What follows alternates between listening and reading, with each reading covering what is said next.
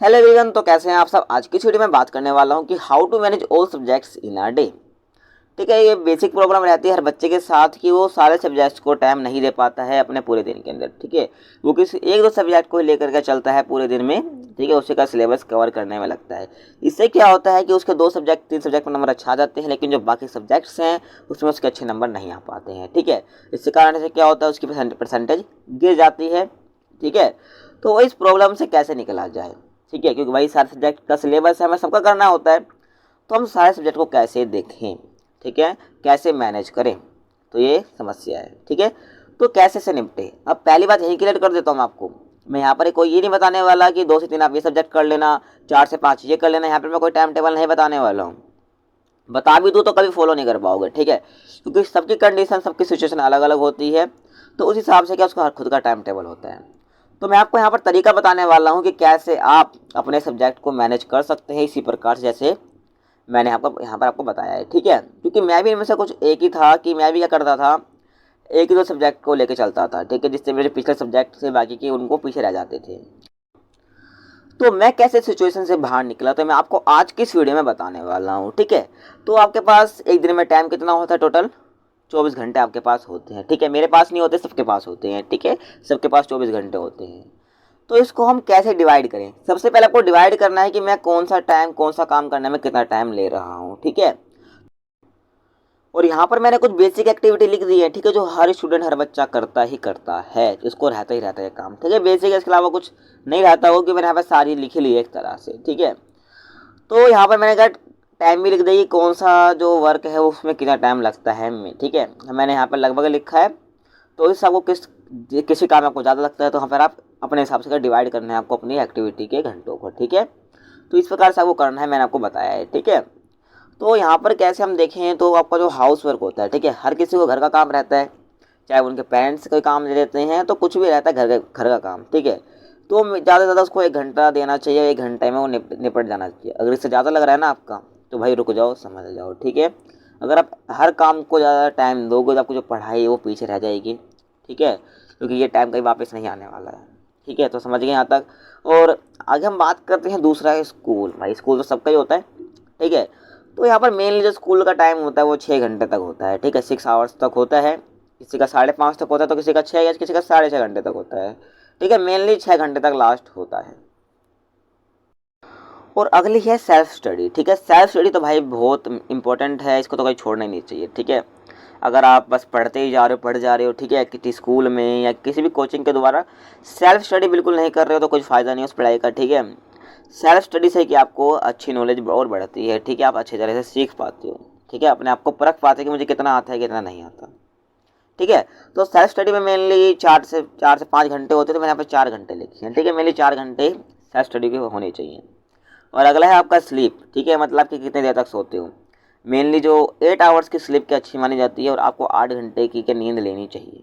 उससे ज़्यादा लेते हो तो आपके शरीर के लिए बेकार है, आपके हेल्थ के लिए बेकार है। ठीक है, 8 घंटे की नींद लीजिए, उससे ज़्यादा लोगे तो कोई फ़ायदा नहीं है। ठीक है, आपका टाइम वेस्ट हो रहा है, और ये टाइम कभी वापस नहीं आने वाला है। ठीक है, टाइम इज़ लिमिटेड। ठीक है, टाइम अनलिमिटेड नहीं है, आपका ध्यान रखना है। उसके बाद आपको होमवर्क भी रहता होगा स्कूल का।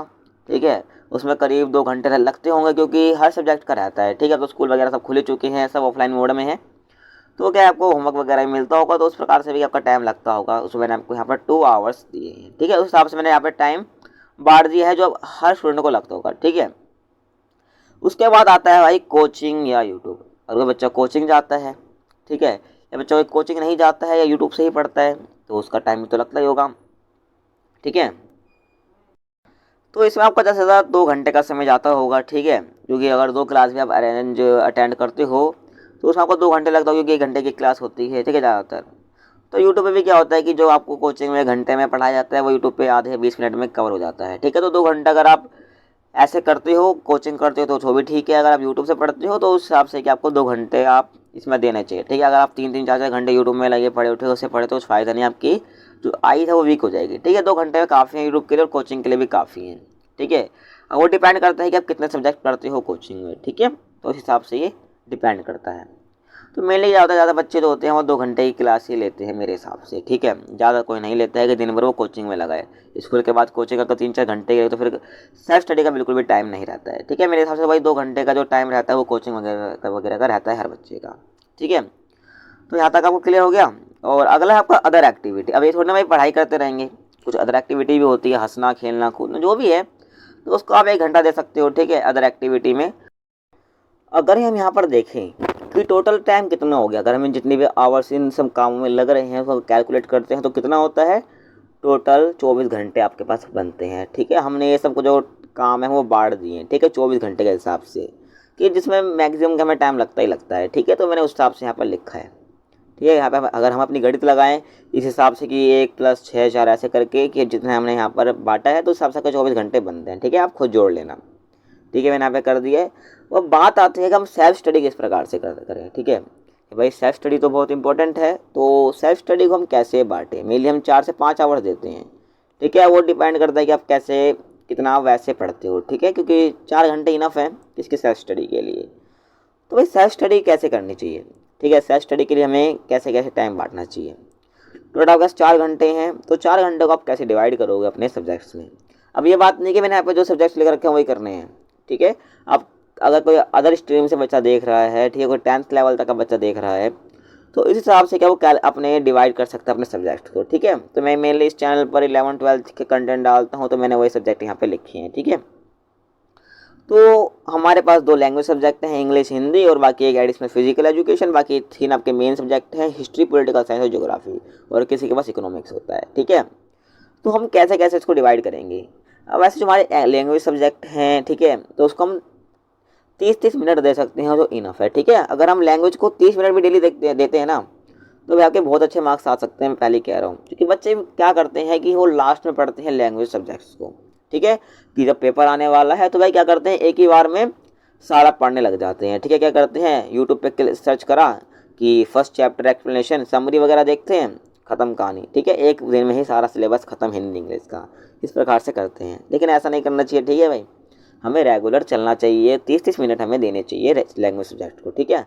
आपको जो फिजिकल एजुकेशन है ये भी इजी सब्जेक्ट होता है आपका काफ़ी, ठीक है, इसको भी आपको 30 मिनट डेली देने हैं। क्योंकि ये 3 सब्जेक्ट क्या करते हैं बच्चे, इनको लास्ट में देखते हैं, ऐसा नहीं करने जो बाकी जो इनके 3 सब्जेक्ट होते हैं इनमें दबा के मेहनत करते हैं। सब में मेहनत करो, क्योंकि क्या करोगे कि आप अगर इन तीनों में मेहनत करते रहोगे और बाकी तीनों को आप ऐसे छोड़ दोगे तो भाई आपका जो परसेंटेज है वो गिर जाएगी, ठीक है। इसकी मेहनत यहाँ पर आपकी बराबर हो जाएगी, ठीक है। तो को टाइम कैसे मैनेज करना है, तो 30 मिनट लैंग्वेज हो गया, ठीक है, 30 मिनट हिंदी इंग्लिश हो गया, तो और 30 मिनट फिजिकल एजुकेशन, और बाकी आपके 50-50 मिनट का, ठीक है। History 50 minute, political science 50 minute, और ज्योग्राफी 50 मिनट। अब इसमें भी क्या करना है, ये थोड़ी ना कि हम सारे टॉपिक भाई पूरा चैप्टर एक दिन में कवर करना है।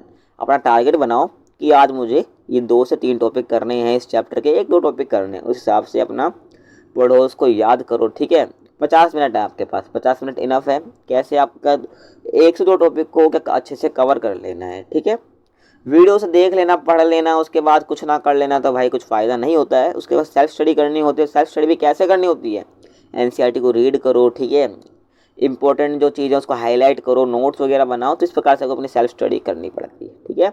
और इस सबको पता चलता है कि मैं कितना पानी में हूँ, मतलब ये कितना मुझे आता है कितना नहीं आता है, ठीक है। तो इस प्रकार से क्या कर सकते हो, अपनी सेल्फ स्टडी कर सकते हो, आप अपने टाइम को बांट सकते हो। मैंने आपको यहाँ पर एक तरीका बताया है, अगर आप फुल सेम चीज़ नहीं किया, मैंने आपको बताया कि आप 4 घंटे सेल्फ स्टडी करो। मैं अपने सिचुएशन देखो, मेरे को कौन कौन से काम रहते हैं, मैं क्या क्या करता हूँ, तो इस हिसाब से आपको अपना टाइम बांटना है, ठीक है। और हिसाब से आपको सेम ऐसे ही अपने टाइम को बांटना है और अपनी सेल्फ स्टडी को करना है, और ऐसे आपको सारे सब्जेक्ट को क्या मैनेज करना है पूरे दिन में, ठीक है। अभी भी कह रहा हूँ कि किसी 1-2 सब्जेक्ट को फोकस मत करो भाई, सब पे टाइम दो, ठीक है। अब यहाँ पर यही नहीं कि हम पढ़ाई कर जा रहे हैं, ठीक है, टाइम बांटो अच्छे से। ही हमें कुछ और अगर एक्टिविटी भी करनी ही नहीं, बिल्कुल भाई आइसोलेशन में जा रहे हैं, पढ़े जाएंगे, ठीक है, सीबीएसई टॉप कर लेंगे।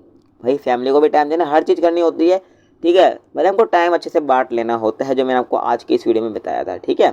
तो मेरा मेन मोटिव यही था इस वीडियो को कि हमें कैसे टाइम को डिवाइड करना है अच्छे से, ठीक है। हमें स्कूल की पढ़ाई, हमारी जो पढ़ाई है उसको भी कि हमें वेस्ट नहीं होने देना है, उसको भी इंपॉर्टेंस देनी है, हमारी जो बाकी चीज़ें हैं उसको भी इंपॉर्टेंस देनी है। तो मैंने आपको आज की इस वीडियो में यही बताया।